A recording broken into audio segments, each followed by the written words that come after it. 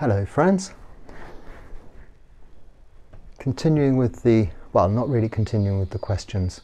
One subscriber asked me about monks and mobile phones.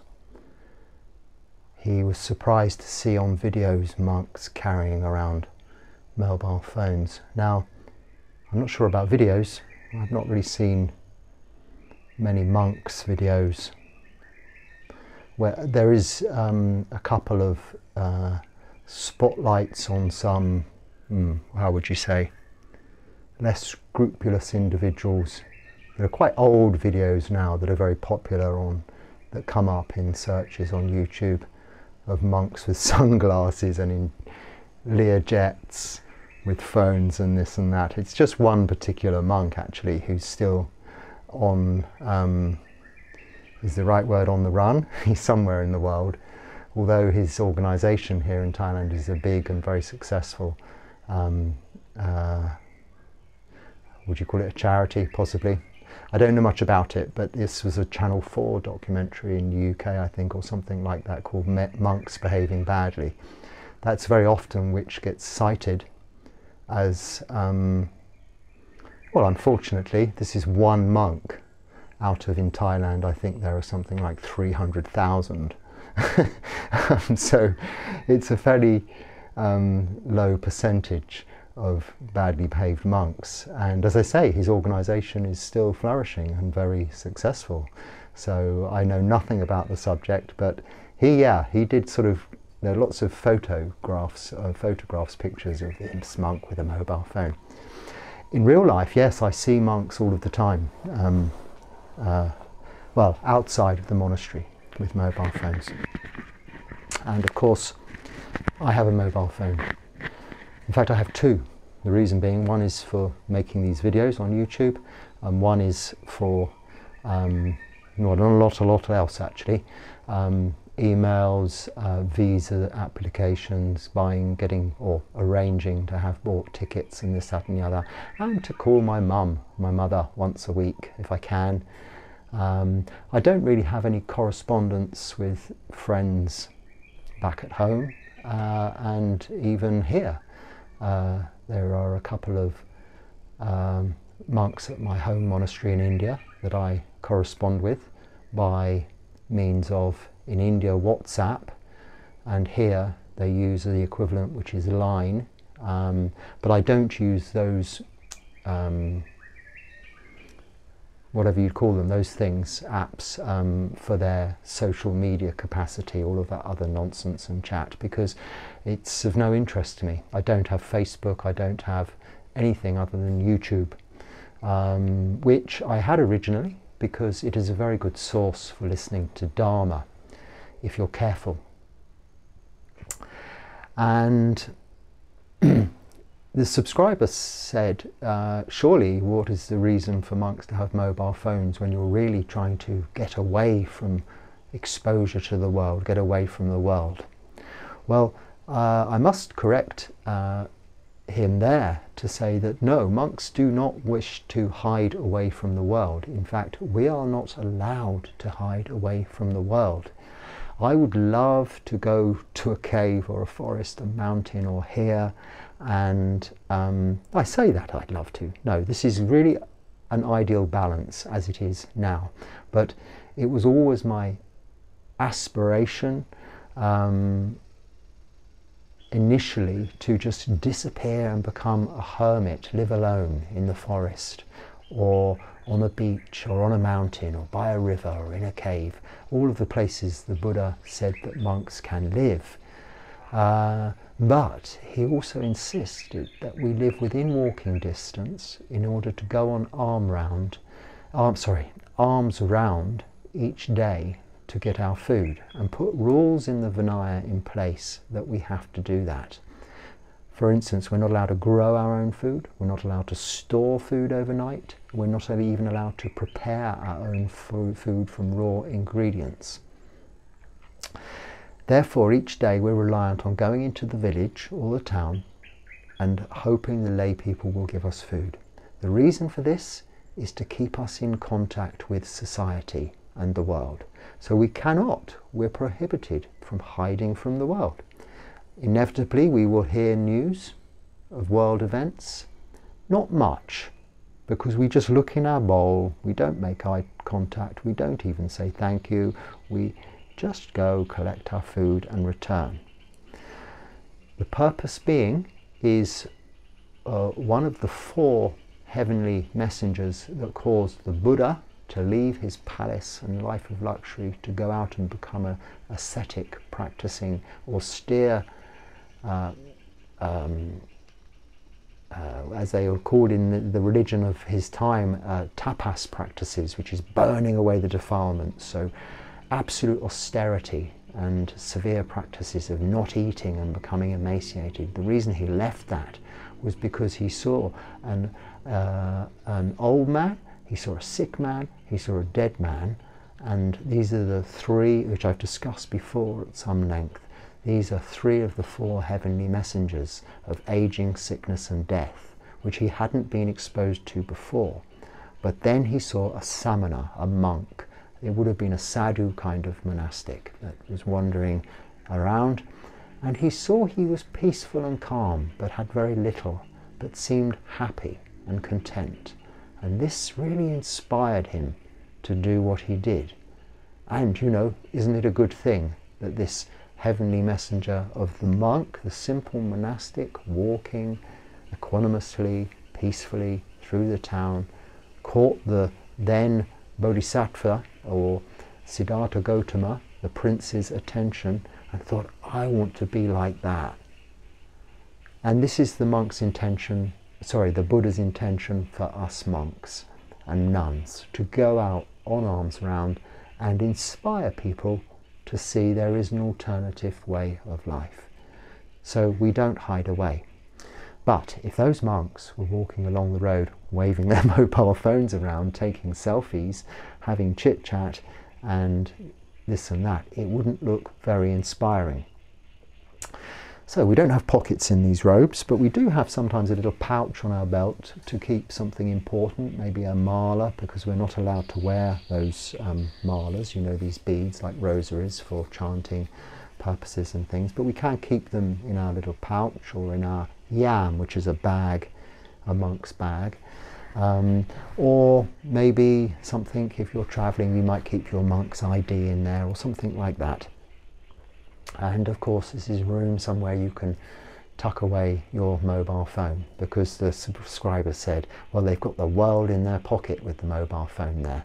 Yes, and of course they have. Technically speaking, this is true. But we also have eyes and we have ears and other senses. Seeing, hearing are the predominantly accessible features we use for sensual gratification from a device such as a mobile phone. They can cause us to imagine taste, smelling, the other senses, feeling, and also a lot of thought, papancha. So thinking, overthinking, both in a good way and a bad way, positive, negative, wholesome, unwholesome, skillful, unskillful. Mobile phones have their uses, but we have choices. As we go out there, pre-mobile phones, I come from a generation of no smartphones, no mobile phones. Back in the 80s, when the first mobile phone came out, I was one of the first users of a mobile phone. It came with a big car battery type of power pack, and it sat on the top with a big aerial, and you carried this round proudly, a yuppie as we were called then, young upwardly mobile professional people on this phone. Hello, I'm at the railway station. You know, I'm driving up the motor, you know, this, like, I'm so proud to be on my phone because I'm walking around. I'm not having to go to a phone box or the office or at home. Little did we know what would become of that that monster. It became it became a monster, didn't it? But now it's integral and part of most people's lives, and most people of the age group watching these videos are of a generation where there have always been mobile phones, and most people are watching this on a smartphone. So where would we be without them? But before mobile phones, there were monks, but there were still things out there to see and hear, still things to distract the monk. And the teachings of the Buddha and the practice is such, and I've gone into it so many times, that whilst one as a layperson has a much higher degree of flexibility and choice, as a monk it is very restrictive, because we are solely about the purpose of meditation and developing wholesome mind states, reducing unwholesome mind states. So fighting the root causes of our defilements of greed, hatred and delusion.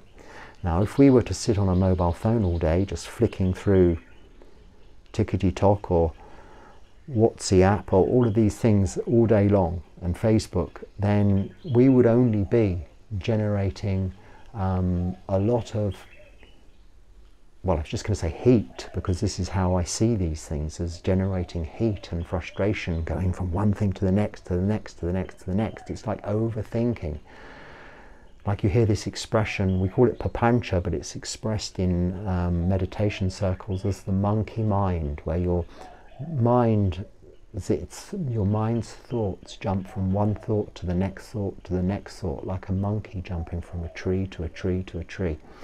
And you know, surely the mobile phone is going to create so much more of that kind of mental activity and associated anxiety along with it. So monks, even before mobile phones, were exercising restraint in their senses. This doesn't mean you cannot enjoy beautiful scenery, nature, sunsets, but with a realistic view that you are seeing, and it is your eyes are seeing light and creating. We're back to the 12 links of dependent origination again, of course, because this is everything, are creating sankhara, so mental formations or mental activity about what you are seeing as to what it is. Is it lovely? Is it horrible? Is it beautiful? Is it ugly? Do you like it or do you not like it? But the monk in his training is to keep eyes downcast when visiting the town, not to be looking all around. This is specific instructions by the Buddha to the monks on alms round. When people are putting food in your bowl, you don't look up into their face and make eye contact. You continue looking into your bowl and don't engage in conversation.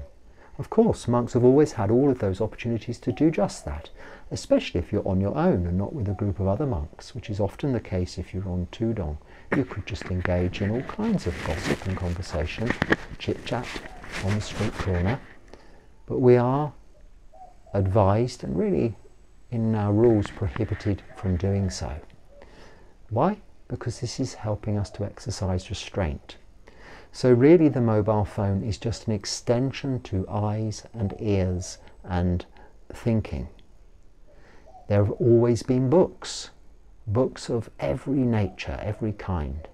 Well, not always, but for a long, long time in history, as far as monks have been, as long as monks have been around, not quite as long in various parts of the world, it varies, but books came a little bit after we did as monks in this form. But when the printing presses got going and this, that and the other, there was probably just as much controversy. I mean, you've heard of the Luddites and this and that in the Western world, the people who used to go and break the presses because they found them scandalous, you know, the same idea, principle. So yes, when mobile phones were first around and you'd see a monk with one, you'd think, and myself, coming from the generation pre-mobile phones, thought, oh no, surely not. I thought, you know, I've come to this life, I'm considering monasticism to get away from all of that, having had a life of business and everything, and by that stage was into sort of having, you know, smartphones. And I think when I first was in this practice, I was probably on an iPhone 4 if that gives you any guide as to where the technology had got to in those days. Although I was always a little bit behind, because I've always believed in being 2 or 3 models behind, getting things second hand, because by the time smartphones came along, I was already on that route towards renunciation. So to have the latest model was really going against the grain for me. But I had a smartphone and used to still then listen to music, and YouTube was all the things I could watch on there. But gradually, like everything else, when I got rid of the television, when I got rid of the thing connected with the television that made television even more glorious than it was by that time, with all the HD capacity and the big flat screens on the wall and this and that and the other, and when I got rid of the flat I was in at the time and all of this, I started to get rid of the apps also. I did have Facebook at its, probably not at its beginning, but at some point, but a long time ago. But this is one of the first things I got rid of, because I saw how for a monk, and I wasn't a monk then, I was just on the 8 precepts, it was very unnecessary. Nothing wrong with it, nothing wrong with any of these things, but unnecessary for a monk. So like everything else, renunciation, the apps went. And now my phone, this one is very simple. That one's got nothing on it at all, the one that's filming me. It's just solely for filming. And also it enables me to put the SIM in one phone and stick that phone, this one that's watching me now, because there's nothing on there. No one will phone me ever on that phone. It's not got any apps. It's just literally the camera app, and that phone, I put the SIM in that phone, and I have to stick it up the tree in a plastic bag overnight and use it with its hotspot like Wi-Fi, so that I can upload this video to YouTube, because there's no way in this forest, if I had the phone here in the kuti, it would be uploading anywhere in any less than a day. As it happens, it takes 12 hours or something like that to upload, so it would be a lot longer if it was in the kuti. So it gets put in a plastic bag and hung up the tree out there to get some signal. So this is why I have 2. But really, out of choice, this other phone is just left in the kuti all of the time. I do have my chanting books on there. The reason being is when I first came to Thailand, I brought a lot of books with me, chanting books and some Dharma books and some biographies to read. And I was told, you know, you're not really needing books here. We don't do a lot of reading. You're here for meditation. So having carried this big bag of books all the way to Thailand from England, and not much else, just these heavy books, and then carted them around with me, to find it was a waste of time, I never made that mistake again.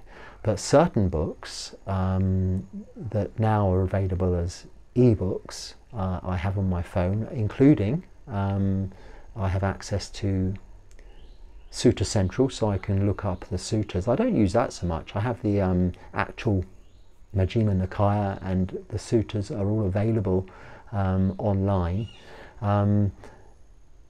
for that purpose, for obvious reasons, and some Dharma books, but primarily for chanting, for learning chanting. Sometimes I can, and I do in the temple. I keep it very hidden, my phone, in this little pocket. But if we're doing some of the chanting, because the books are all here in Thai script, they're no use to me at all. They don't have English printed ones. But this phone can be just like this, out of sight. And like you can't see it now, I can read this. So I can read this question from subscriber. When I first saw videos of Buddhist monks carrying mobile phones around with them, well, this could be chanting, a Tipiso Bhagawa, I know that one, but something that I don't know, where the monks are using the chanting books or the lay people are using chanting books, I can use my phone, and it's very easy for me to make the letters really big so my old eyes can see. I have the screen in black mode so it doesn't illuminate and get seen, because in India they have a tendency to use a lot of phones and film these chanting sessions and things, and if you're all sitting there with mobile phones on the asana as monks with a big bright screen, it would look a bit like you're all sitting there watching Facebook or something like that. So it's very discreet, and I use it for that purpose. Now the chanting in India is different there to here, and I've had to literally during one vasa type from a manual chanting book all of the necessary chanting into the phone, and pull all together from different resources and different chanting books I could find online in PDF format, all of my necessary chanting for both the Indian style, which is based on Sri Lankan chanting, and the Thai style, which is its own unique style of chanting, which is actually what is used in Theravada Buddhism around the rest of the world. But India and Sri Lanka, I probably think Burma also, have a different format. It's all the same suttas and paritas or gathas or protective chants and blessing chants. It's all the same words, but in a different order, and it's a different format, a different way of chanting. So because I go from one to the other, I have to remind myself all the time. So I use it for that. Other than that, I use it for nothing at all. Oh, emails. I mean, I don't get any emails, but if I did, it would be something from the government to say to you, are you still alive, or something like that. I don't know. But yes. Oh, and in 2009 or 20, when COVID came along, because before then I didn't really need a phone at all. I could do without one, and I did really. But when COVID came along, it did become a necessary part of travel, international travel. We had to have, you have to fill out certain forms at the airport online, you have to do all these things online for the, then it was, we had all these tests, and I can't remember what it was all about now, but the COVID things, there was a lot of that. And at the same time, governments strategically used the opportunity to really obliterate all other manual forms of administration, leaving us with only this online option in many areas of our lives, as you probably know more than me. But certainly to travel these days without a smartphone is the most, I don't think it's even possible. There was this German fellow, a good friend of mine in India, who insisted he'd never have a mobile phone. Yet he always wanted to, or needed to use other people's. But when he had to travel, he was asking me to book this and book that and fill this form out and fill that form out, because he knew I had one, and various other people. And we were all helping him. But we said, what are you going to do when you get to the airport and you've got to do this and that? And in the end, he had to succumb and get a smartphone. So like me, he got the cheapest possible one.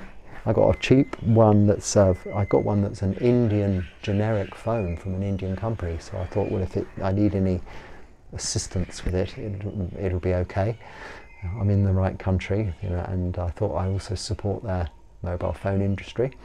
And it's been a wonderful device. Well less than £100, this phone.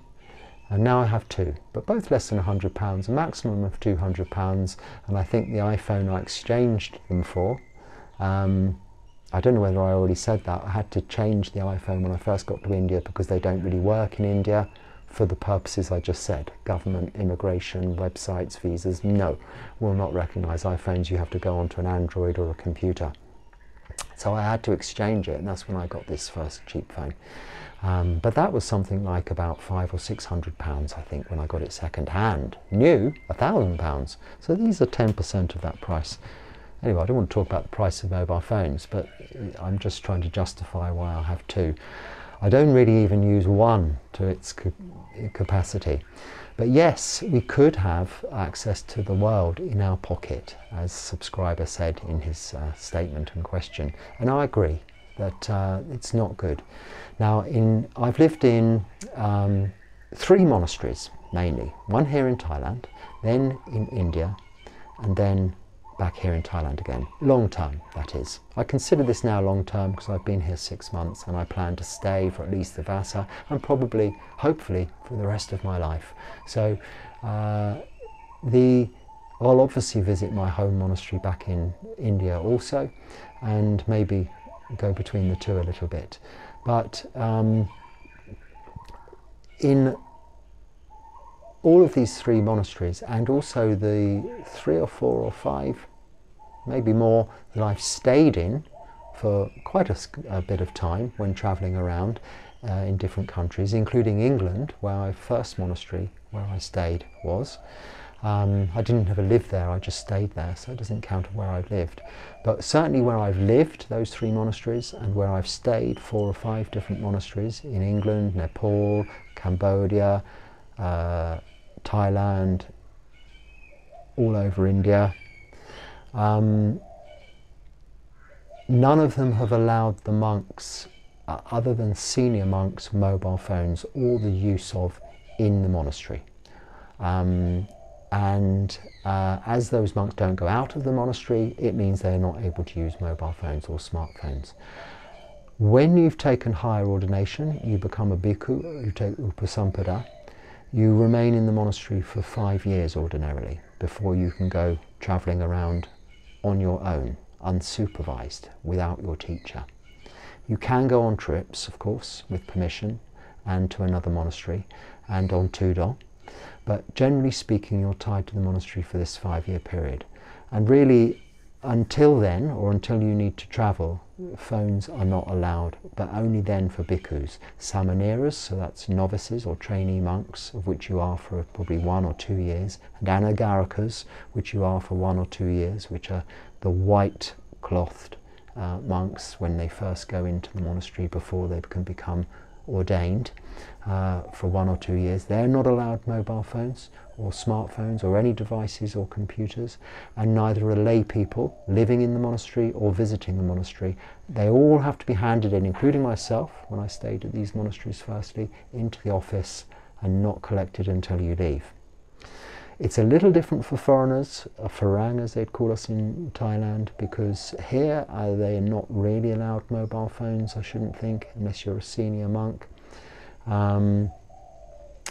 But if you're foreign, they appreciate the need. Oh, this is the other thing I use, is Google Translate, of course, because occasionally, not for conversation, but occasionally I'll need to look up a word like toothpaste or something like that in order that I can say this word, or just check something out. So, but apart from that, they appreciate that one needs it for documents and things like that, for getting visas, because my monk's ID is on there these days, my photographs of all the documents necessary to get visas and everything, all agreed, are all on there, and all of the information you need. Otherwise you'd be carrying around a lot of paperwork, which in this situation as a monk is in the rainy season is impractical. It gets all wet. However many plastic bags you put it in, because I used to be like that, it just gets wet, and through the humidity, not so much the rain, but through the humidity, and the ink all runs and goes strange. So there's a bit of flexibility there. But the point being, it's about restraint. You know, forget mobile phones, forget smartphones, forget devices. We still have eyes and ears, and we still have bodies. And it's our acts of body, speech and mind that get us into trouble, or that benefit us greatly through doing good and developing wholesome mind states, through generosity, through kindness, and through the practice of meditation. Now, it's our choice. Now, if you become a monk, you don't take a lifetime's vow, you become a monk out of choice. And you are choosing this renunciance path, this renunciance way of life. So why would you do that and then want to enjoy all of the things? Well, I say enjoy. If I thought it was enjoyable, then I probably would, and I wouldn't be a monk. But you wouldn't then go back to doing all of those other things that you did in lay life, because you found something more, a better way to spend your time, that develops true happiness as a result of contentment. So you don't want to interfere with that. Now, of course, monastics, and in fact any lay people even, staying in the monastery for even just a day or 24 hours or a few days overnight, have to take the 8 precepts.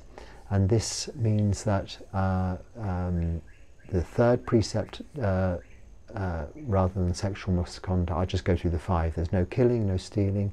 The third precept is no sexual misconduct, but becomes celibacy, no sexual activity whatsoever. No lying and no intoxicants. And then number 6 is no eating after midday. And number 7th is I'm not sure which way around it is now, beautification and jewellery and makeup and dressing up and this kind of thing. Number 7 is, or number 8 is entertainment. I think that comes under beautification in the 8, and then because number 8 is the no sleeping on a high and luxurious bed. If you live for any length of time, you become an anagarika and you give up the use of money. The 7th, which includes beautification and entertainment, splits to 2. So really 8 precepts is 9, not 8, and 10 precepts is 10, because they are split. So no entertainment's the key one there in number 7. There is no entertainment. Now, you break the precept if you listen to music on your phone, if you watch TV and movies on your phone, any form of entertainment like games or things like that on your phone, you'd be breaking the precept. Now, you could break all kinds of the other precepts as well without a mobile phone. But we use restraint and we don't. So this is why you don't see monks walking around town waving their mobile phones around, taking photographs, selfies and going on Facebook. If you do, then, well, I kind of agree with your point of view. You shouldn't, because that shouldn't be the case. I'm quite guilty in all my travels before I was a monk of never really ever taking any photographs or anything like that. I've got very few on this phone or in the air wherever they go, because I've always been of the opinion that one should just enjoy what you're doing in this moment. If you spend all of your time taking photographs of what you're seeing and your activities, you're not being present. I've seen people when I used to work in the musical concerts or festivals in the UK, standing, seeing their favourite artists. They've queued for days to get into this place. They've paid a lot of money. They're spending the weekend there to see their favourite artist at Glastonbury or something. I think it's Glastonbury this weekend, probably. Something like that, around midsummer in the UK. And they stand there with their mobile phone filming it. Well, firstly, you've got the most expensive cameras in the world all filming and recording this event being done for you. Similarly, I used to think you've got National Geographic and many people all around the world, professional photographers taking photographs of everything I'll probably ever see on this planet. So why do I need to take a photograph on my little cheap phone and waste the time? You can just Google it these days, images, and see it much better than you can ever take it yourself. But people standing there filming this behind their phone, watching it on their screen, I think, why don't you just stay at home and watch your concert on your phone? You're standing there and trying to hold it like it's not even comfortable. And it used to baffle me, and still does. So I've taken it to the other extreme. I just don't take photographs. Certainly I've got no photographs of myself since about 1973. I don't know. I think I've always kind of avoided them. This is very much an exception to the rule. This video thing, this is new to me and started less than a year ago by mistake.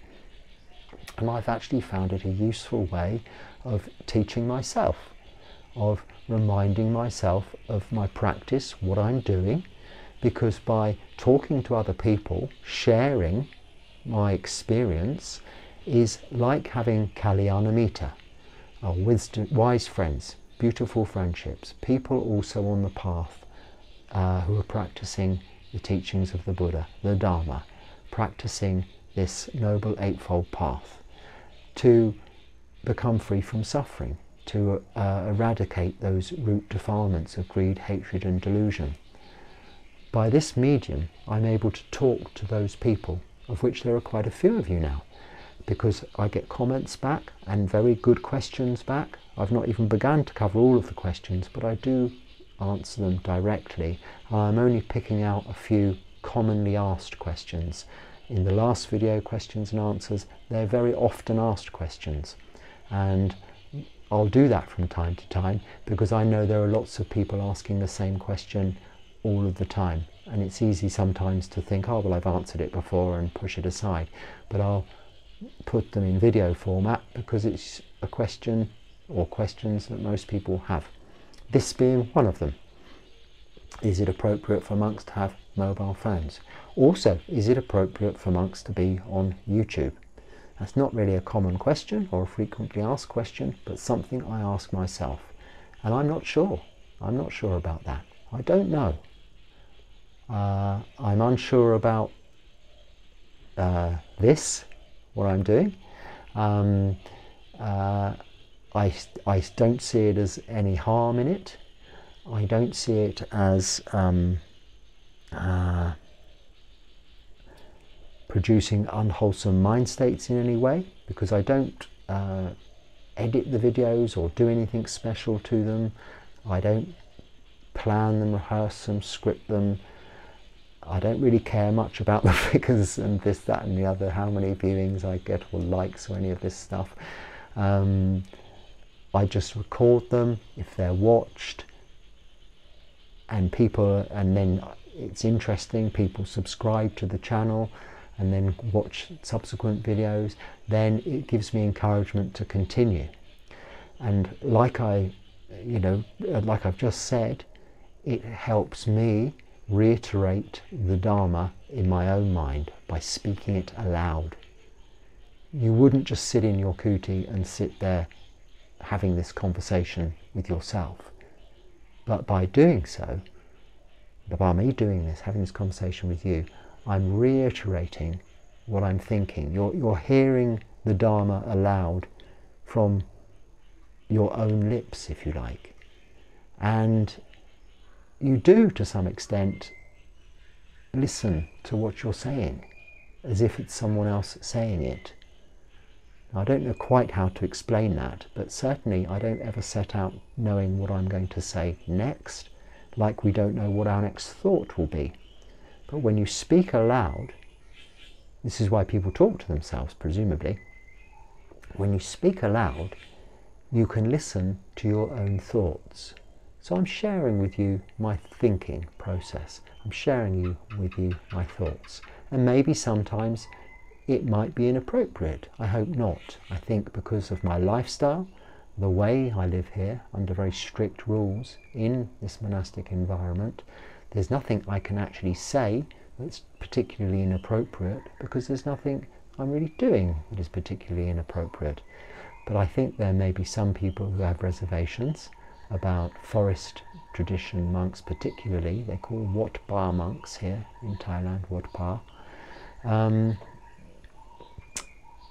And just before this video, out of interest, I quickly Googled Buddhist monks, not Googled, on YouTube, search Buddhist monks. And really not many come up, do they? There's the usual couple. There's one, an Indian fellow. He comes up mainly because it's all in English, and you get a lot of traction, I think is the word, with a big market such as India. He always pops up, he seems to, and there's another chap who took a kind of temporary ordination, I think, in Thailand, and then has stuck with it because he really started off a YouTube thing about, there's these kind of things that pop up. You get the usual figureheads, like the Dalai Lama, depending on, not so much if you just type in Buddhist monks, but not many come up. I don't really come up. My bowl comes up, my bowl of food, because that's had a lot of views. But that's because it's food, not because it's Dharma. I mean, I haven't even looked at that. It's only a short video. I haven't even looked at it, because I just see the picture of that bowl of food coming up. And and not much else. So there aren't that many, really. You have to search for a particular niche, what you particularly want to see. So know the particular monk you want to listen to. And I do that. I listen to Dharma talks from Thai Forest tradition monks, whom are my teachers that I have lived with, I have spoken to, I have met, and are teaching Dharma regularly. And those Dharma talks are being recorded, and they are available in different formats, including YouTube. And those are the channels I subscribe to and regularly listen to. So at least every day I will listen to a Dharma talk of 40 minutes or so from a senior monastic in my tradition. Because this is listening to the Dharma. I don't get the opportunity. I sit through a Dharma talk every day here for the same amount of time, about 40 minutes. It's all in Thai. So I just meditate through it and just listen to the rhythm of the words and don't really pick it up as much as if I did if it was in another language, because they pronounce a lot of the Pali in the Thai way also, which is slightly different to other countries who pronounce Pali very phonetically. Is that the word? Like the letters make the sounds. And like we pronounce in the West Latin, very amoa massa, I've forgotten now, very specifically, phonetically, as the letters spell it, with no accent, because we don't know what the accent of Latin people would have been. It would have been Italianish, wouldn't it? But we don't pronounce Latin with an Italian accent.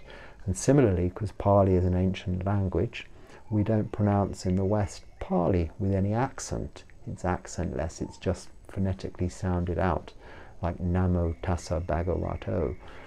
But here it's more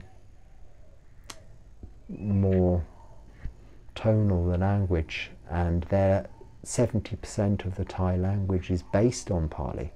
So, or something high like that anyway, it's probably a bit of an exaggeration, forgive me. But it's a high percentage of the Thai language is based on Pali and has become integral and taken on its characteristics. So when I'm listening to a Dharma talk here, it sounds beautiful, but I don't understand it. Not like if I listen to it in Hindi or in, well, that's really the only other language I've listened to Dharma talks in. Yeah, and Thai, Hindi and English. If I listen to a Dharma talk in Hindi, I can more or less understand the entire Dharma talk, not because I speak Hindi or understand Hindi, but Hindi's got a lot of English words in it, and they use a lot of Pali words for the Dharma talk. So given those two options in a sentence, you can understand what the sentence would be. One English word, one Pali word. Well, you really know what the rest of the sentence, or you can make a fairly accurate guess what the Dharma talk's all about. But here it's not so easy. So I just listen to an English Dharma talk every day, no problem at all, on YouTube, and that's great. Hopefully you can do the same, and you've listened to this. I've only answered this one question on this talk this evening today, because it's quite a long answer. There are many other non-monastic Buddhist teachers on YouTube, and many very, very, very good ones. And I'm not going to say there's any bad ones, because I don't know of any bad ones. I've not ever looked. I've never really bothered looking at anything other than monks' Dharma talks, because this is nothing against lay people explaining the Dharma and the teachings of the Buddhism. But I always wanted to follow this path and become, or I didn't originally know, but I was going in the direction of monastic life, put it that way. And who better to listen to the Dharma from than people who do nothing else in their lives other than practice the Dharma, the teachings of the Buddha, live as he specifically stated we should live. I always found that there's plenty of those monks teaching for me to listen to, not to have to listen to lay people teaching Dharma.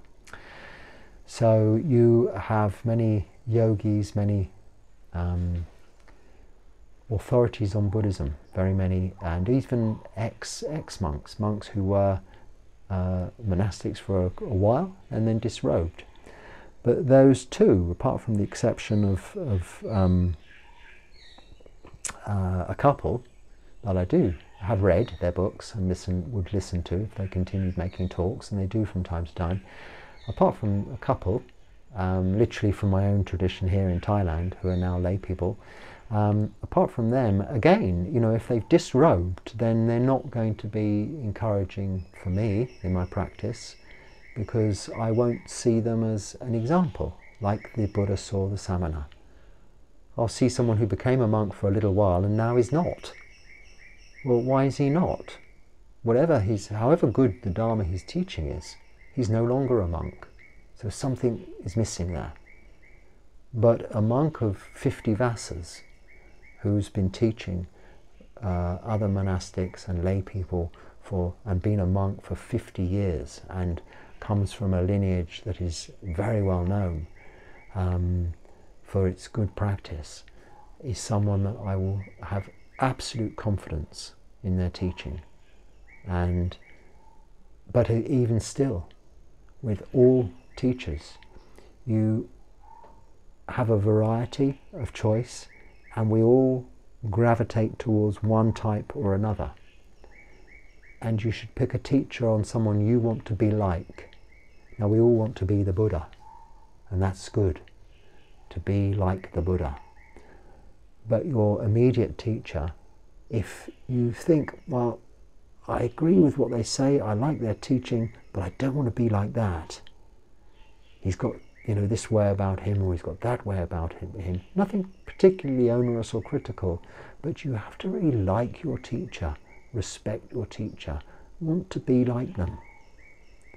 And this way, you have that absolute confidence in their teaching and the absolute ability to absorb that teaching into your own practice.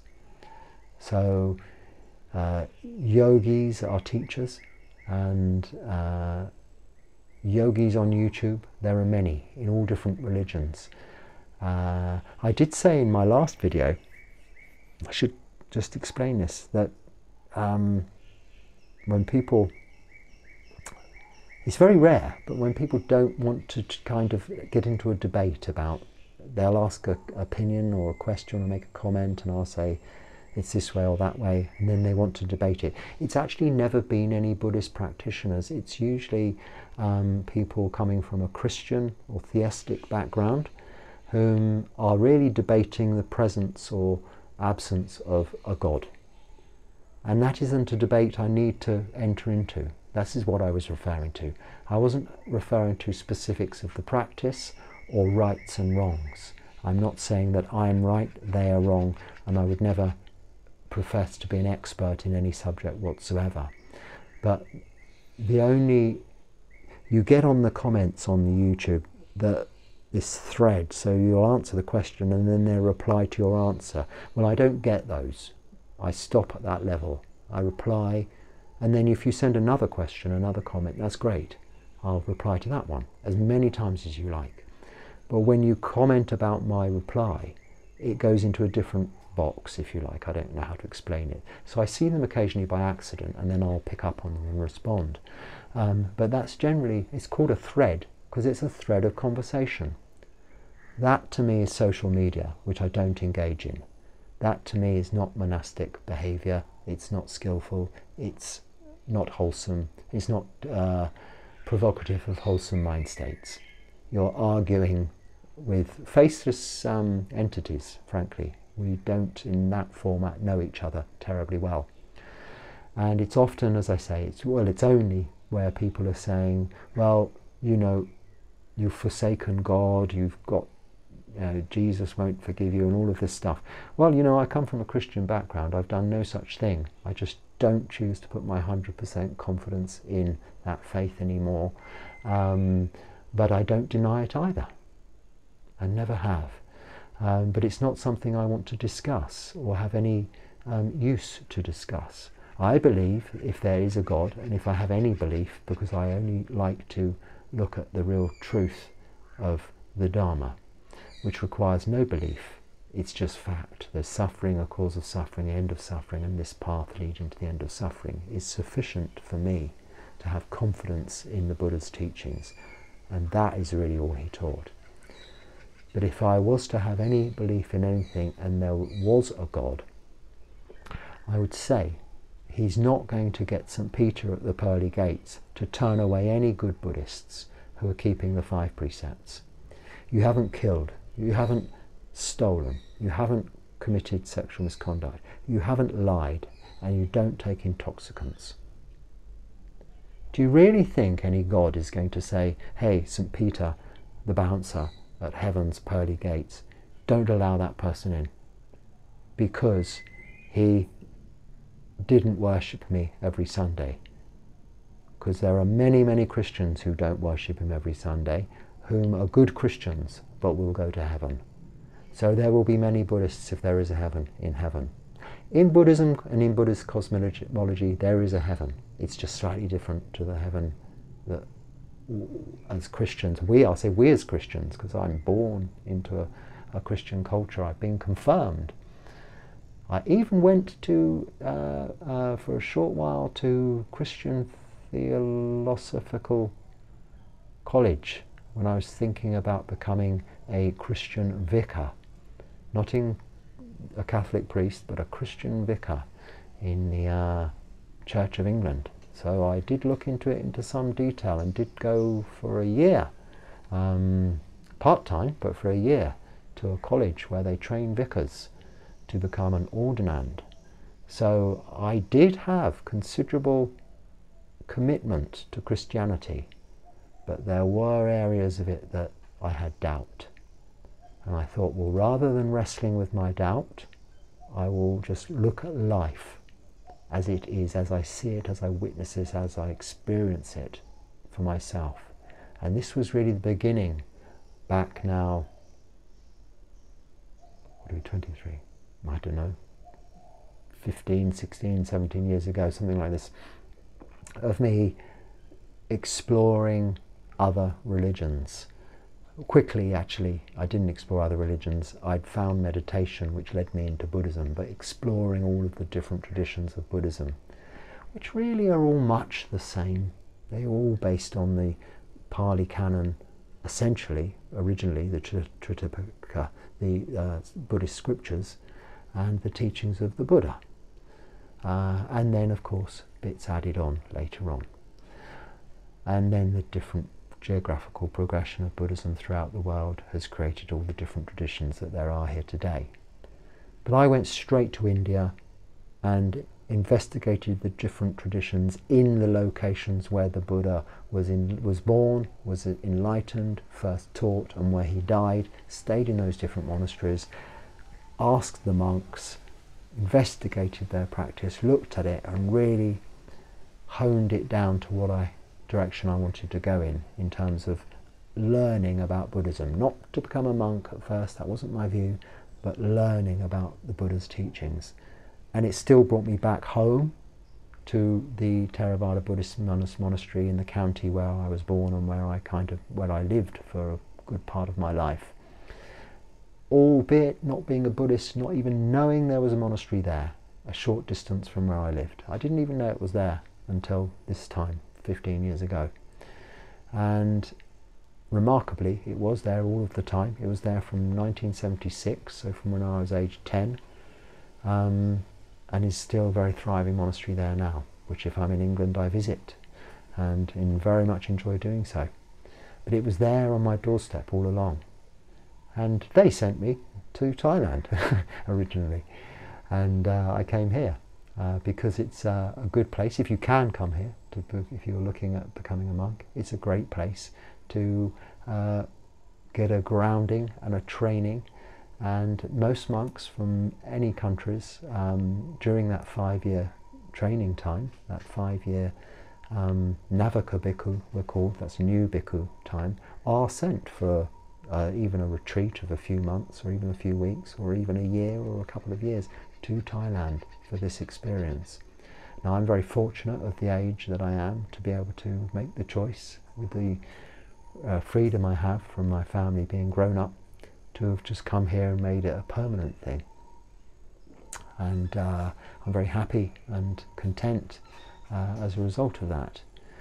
So that answers another one of the most commonly asked questions: why did I become a monk? I have answered that many times, but for happiness. And where does happiness come from? From contentment. So this I have found absolute contentment in this practice. It has its moments, it has its difficulties, but on the whole I feel very, very content and happy. I'm also very happy to share this with you and grateful for your encouraging comments that I get and receive all of the time. And the questions I receive give me ideas of what to talk about in the future. So please keep them coming in. It's wonderful to hear from you, either via the comments or via the email. And if there's anything useful in anything I say, I hope you can use it. Or don't take it personally, just ignore it. But try again, listen to the next video, or just forget about it. It's entirely up to you, of course. And if you like it though, please share it with other people you might think may be interested. So, thank you for watching. Until next time, goodbye.